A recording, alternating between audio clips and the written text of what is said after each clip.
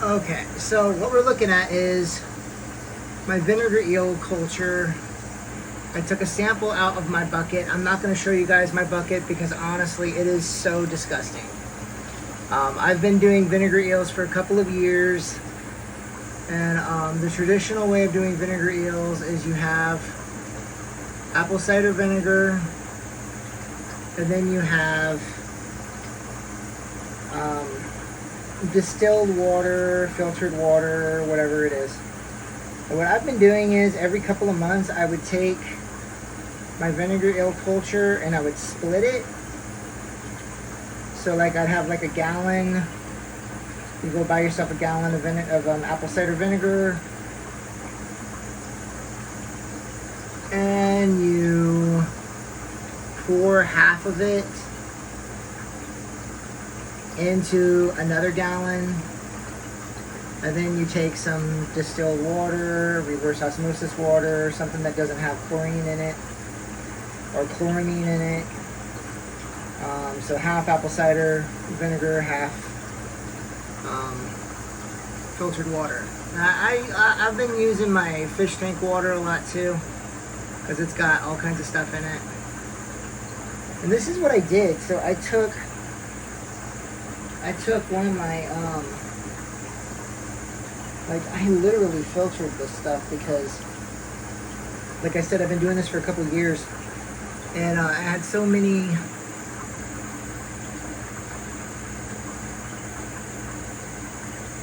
It's just crazy looking at this. I had so many containers. I had like 3 or 4 containers of apple cider vinegar.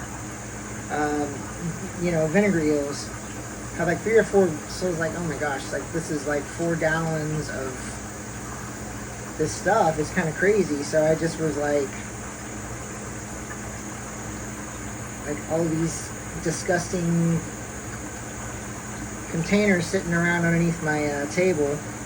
So I just dumped them all in a 5-gallon bucket. And then every now and then I would just throw in some guppy grass. You composting stuff, right? Like, so you get, when you've got a fish room, you've got a whole lot of floating plants like duckweed,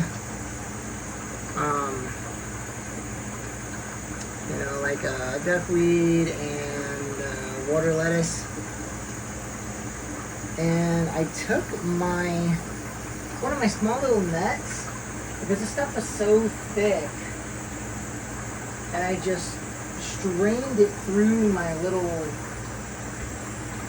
fish net, trying to find one of my nets to show you. You guys know what I'm talking about. The little fish nets you use for catching fish, because vinegar eels are really tiny, and you just look at this, the very, very top.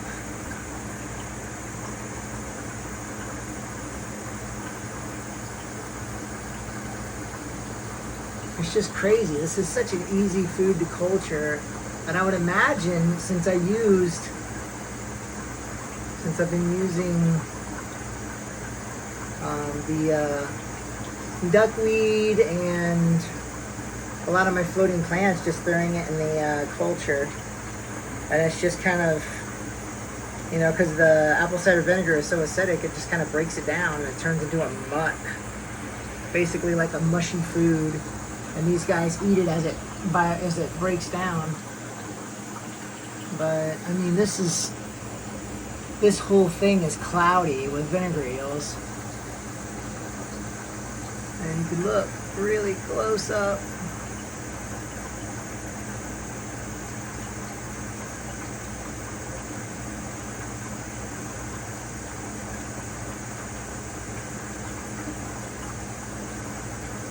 I'll show you guys how I do this, how I actually feed them to my fish.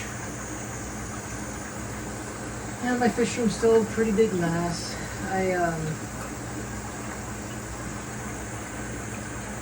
So you guys are gonna see kind of a messy thing over here, but this is how I feed them. So I take a pipette.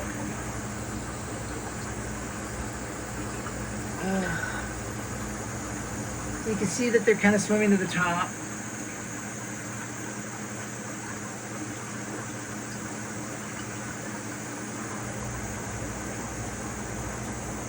Okay. Come on. Okay, so pipette, pipette, right? So I've got some filter floss in here. This is supposed to just be water, and this thing is full of vinegar eels. And then so this kind of corks it off a little bit. My tanks are 10 gallons.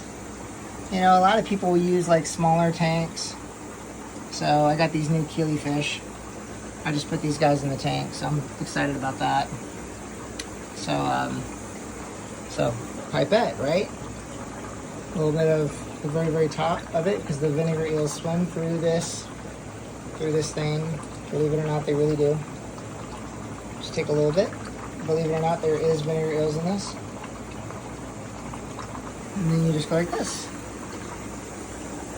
And into the water. And now there's some live food in the fish tank. And vinegar eels live in very acidic water. Obviously, apple cider vinegar, half apple cider vinegar, half half apple cider vinegar, half clean water that doesn't have chlorine or chlorine in it. But yeah, I mean,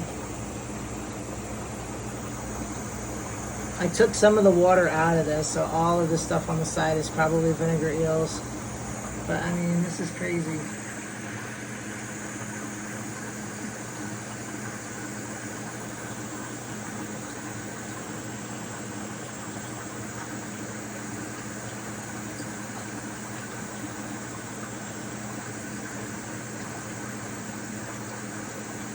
It's so hard to hold the phone this still.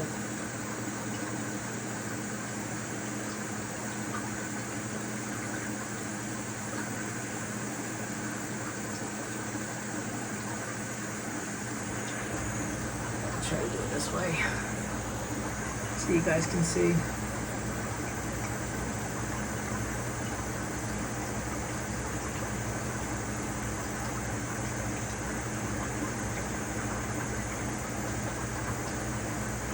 You can see them now.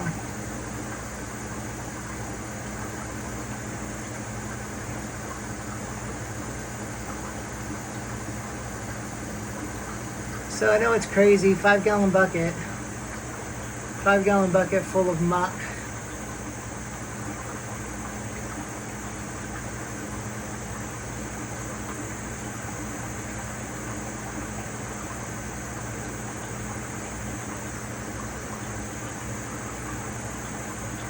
Yeah, look at that, there we go.